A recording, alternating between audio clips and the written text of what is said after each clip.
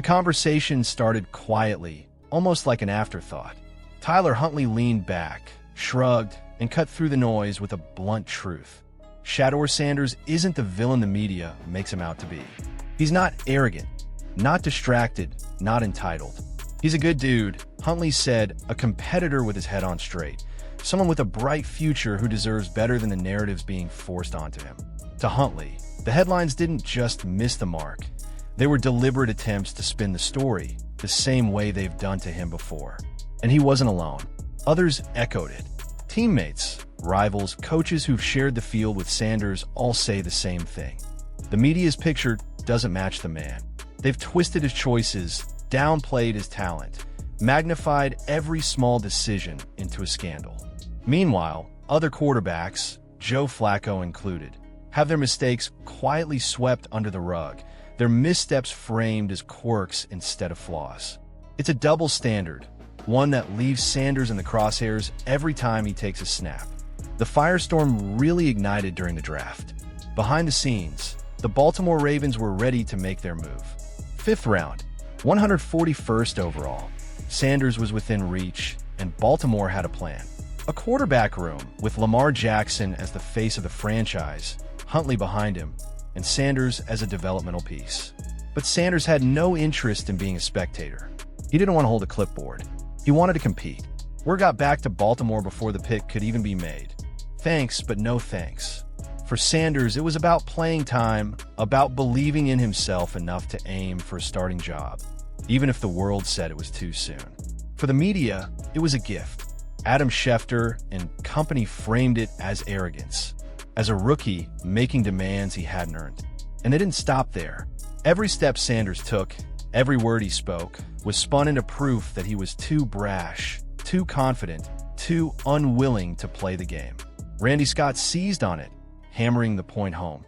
5th round pick, he scoffed, and Sanders thinks he's a starter?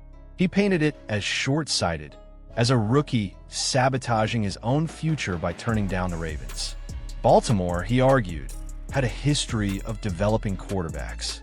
Joe Flacco, Lamar Jackson, years of organizational stability. To Scott, Sanders had blown his shot.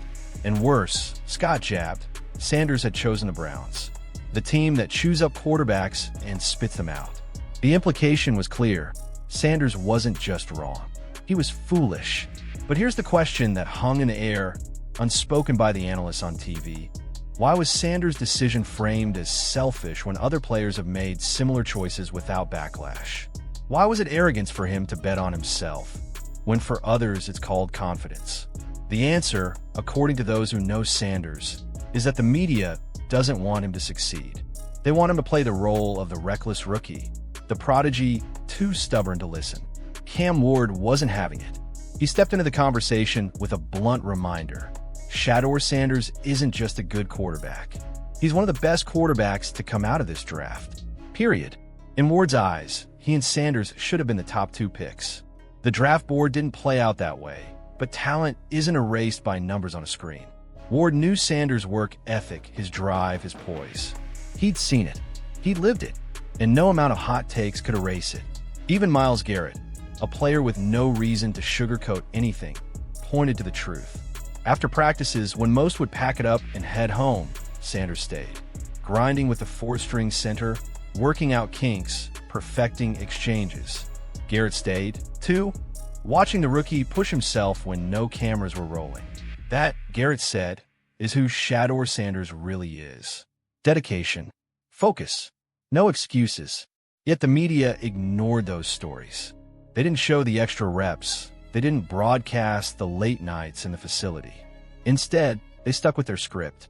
Every choice Sanders made was dissected as a flaw. Every silence was spun as attitude. Every move was twisted into a reason to doubt him.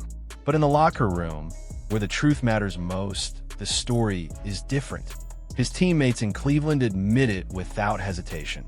Sanders is the best quarterback in the room. His timing, his leadership, his command of the huddle, none of it matches the picture painted on ESPN. They see him up close, and they know what he brings. The bigger picture is what's at stake here. This isn't just about Sanders. It's about how narratives get built, how certain players are uplifted while others are torn down. It's about double standards, about media companies chasing storylines at the expense of fairness. Sanders didn't choose the Ravens. He didn't want to sit behind Lamar. He chose Cleveland because he believed he could start there. Whether it was the right decision or not, it was his decision, and that should have been respected. But it wasn't. Instead, it became another tool in the ongoing effort to frame him as reckless. And here's the irony. While the media shouts and criticizes, Sanders continues to prove himself where it matters most, on the field. Every snap, every drive, every practice shows what his teammates already know. The respect he's earned from them isn't a headline. It's real, and it's not going anywhere. So who should fans believe? The analysts who sit behind desks and chase narratives? Or the players who've sweated beside Sanders, who've shared the huddle and felt his leadership firsthand? The truth isn't found in the headlines. It's in the locker room. It's in the extra reps after practice. It's in the words of men like Huntley, Ward, and Garrett, who know the difference between spin and reality. And in that truth, one thing is undeniable. Shadore Sanders has the talent, the work ethic, and the respect to carve out his own path in this league. No matter how hard the media tries to paint him otherwise, the story that will stand is the one written on the field. So what do you think?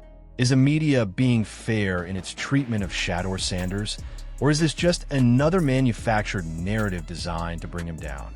Should his decision to pass on the Ravens define him, or does his work ethic and leadership prove the critics wrong? Drop your thoughts in the comments below.